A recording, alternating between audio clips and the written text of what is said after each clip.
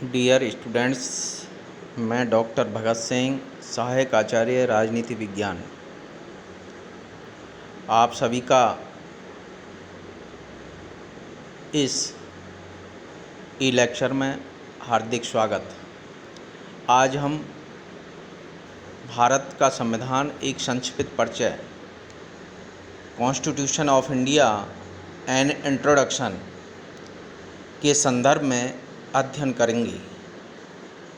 जैसा कि आप सब जानते हैं, भारत का संविधान 2 वर्ष 11 माह 18 दिन में बनकर तैयार हुआ और 26 नवंबर 1949 को भारतीय संविधान को अंगीकृत किया गया और 26 जनवरी 1950 को भारतीय संविधान को लागू किया गया।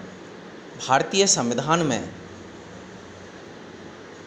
395 अनुच्छेद और 8 अनुसूचियां थीं, जो कि वर्तमान में 12 अनुसूचियां हैं और 22 भागों में भारतीय संविधान विभक्त है।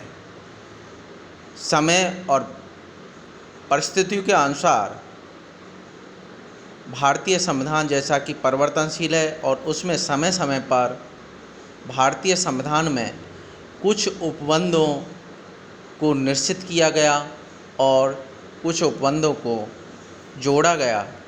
भारतीय संविधान में वर्तमान में 22 भाग और 395 अनुच्छेद हैं।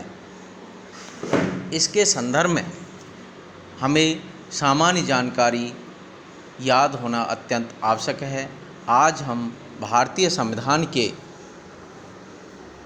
22 भाग और 395 अनुच्छेदों का संक्षिप्त अध्ययन करेंगे।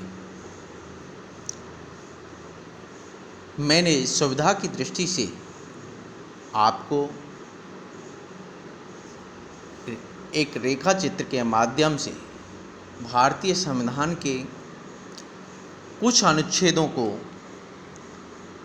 याद करने की दृष्टि से आपके लिए ये रेखा चित्र बनाया है, जिसमें हम देखते हैं जैसा कि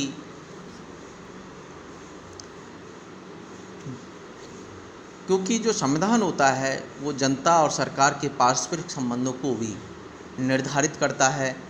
तो इस रेखा चित्र में आप देखते हैं कि जनता जो नागरिक से जुड़े हुए अनुच्छेद हैं या कुछ भाग हैं, जैसे मूल अधिकार, फंडामेंटल राइट 1235, नागरिकता, भारतीय संविधान के अनुच्छेद 5 से लेकर 11 तक नागरिकता का प्रावधान है, अनुच्छेद 12 से लेकर 35 तक अधिकारों का, मूल अधिकारों का प्रावधान है।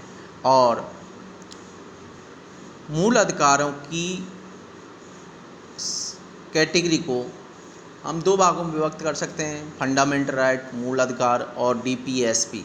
डीपीएसपी का मतलब है directive principles of state policy, राज्य के नीति निर्देशक तत्व, जिनका प्रावधान भारतीय संविधान के अनुच्छेद 36 से लेकर के 51 तक है।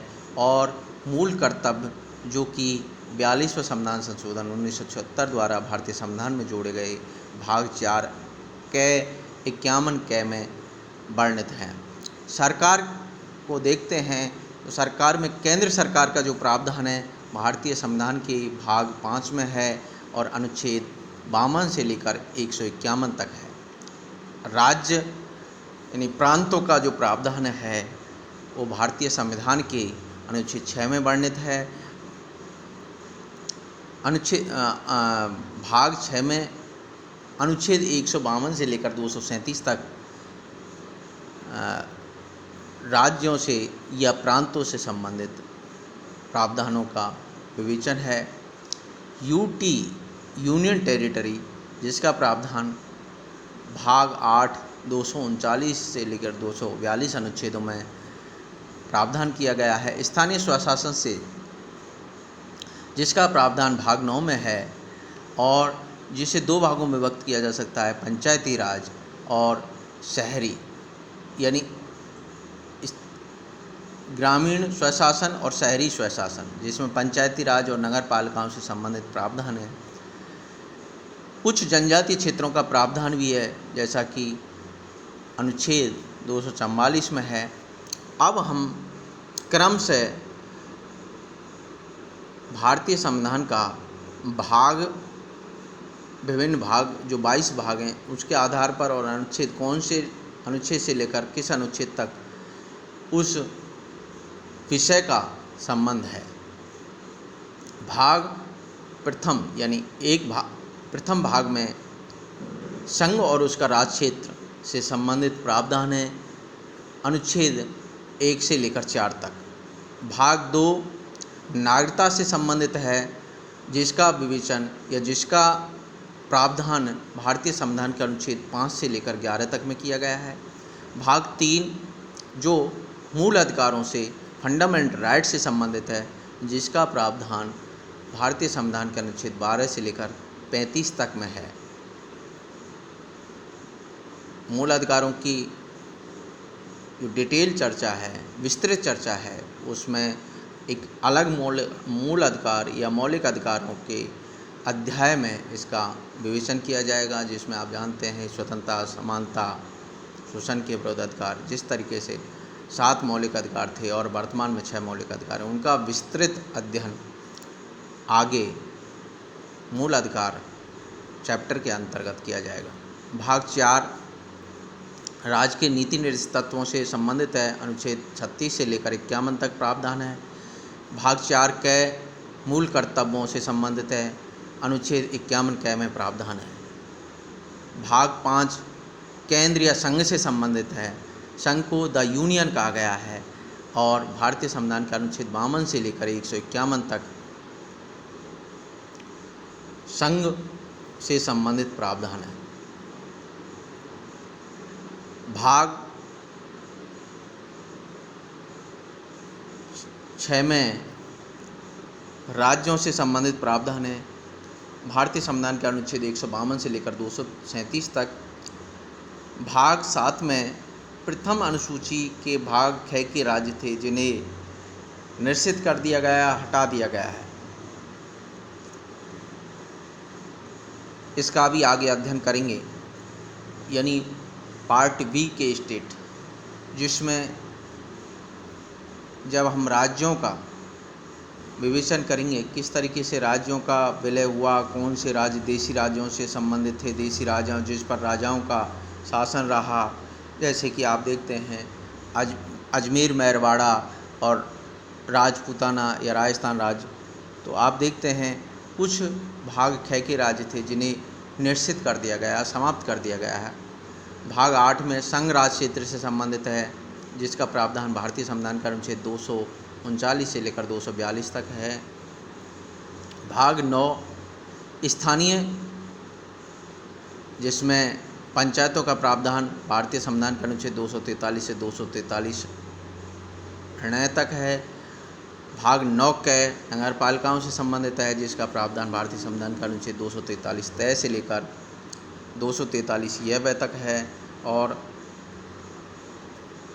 सहकारी समिति का भी इसमें जोड़ा गया, जिसका प्रावधान भारतीय संविधान के भाग 9 ख में है। भाग 10 जनजातीय क्षेत्रों के या जो अनुसूचित जनजातीय क्षेत्र हैं उससे संबंधित प्रावधान है भाग 10 में, और अनुच्छेद 244 से 244 क तक जनजातीय क्षेत्रों से संबंधित प्रावधान है। भाग 11 में राज्य और संघ यानी केंद्र और राज्यों के मध्य विधायी व प्रशासनिक संबंध है, अनुच्छेद 245 से लेकर 263 तक। भाग 12 वित्त संपत्ति संविदा वाद से संबंधित है, 264 से लेकर के 300A या 300 क अनुच्छेद तक। जैसे कि 280 में वित्त आयोग का प्रावधान है, तो इसमें आप इसका अध्ययन करेंगे। भाग 13 भारत के राज्य क्षेत्र के भीतर व्यापार वाणिज्य समागम से संबंधित है, भारतीय संविधान के अनुच्छेद 301 से 307 तक।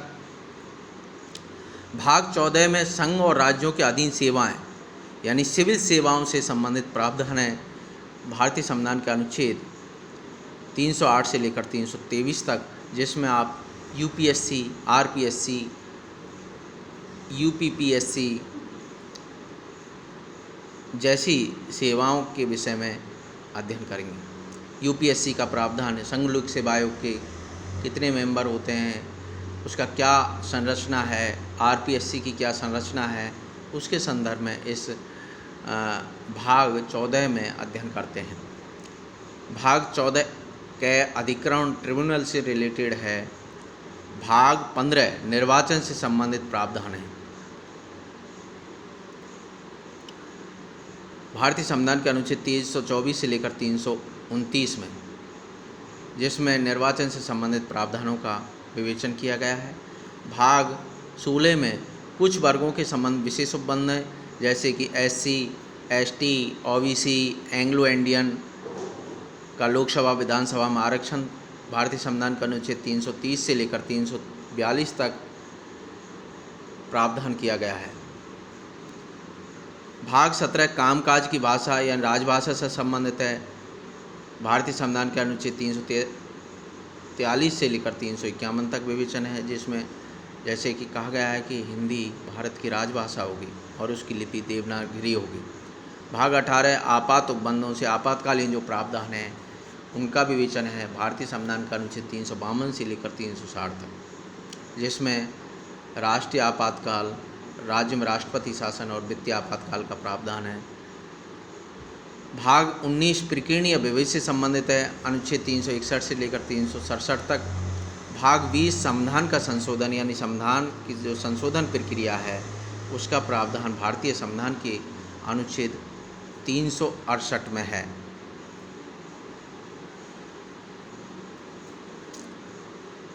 ये कई बार विभिन्न परीक्षाओं में पूछा गया है कि संविधान में संशोधन प्रक्रिया का प्रावधान किस अनुच्छेद में वर्णित है, तो आपको याद रखना है भारतीय संविधान का अनुच्छेद 368 में। और 368 के अनुसार दो प्रकार से भारतीय संविधान में संशोधन किए जा सकते हैं।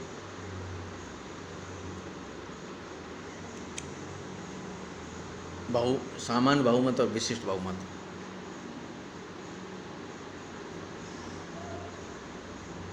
इसमें यह भी याद रखना है कि 368 की प्रक्रिया के अतिरिक्त किसी अन्य प्रक्रिया द्वारा संविधान में परिवर्तन होता है तो उसे संविधान संशोधन नहीं माना जाएगा।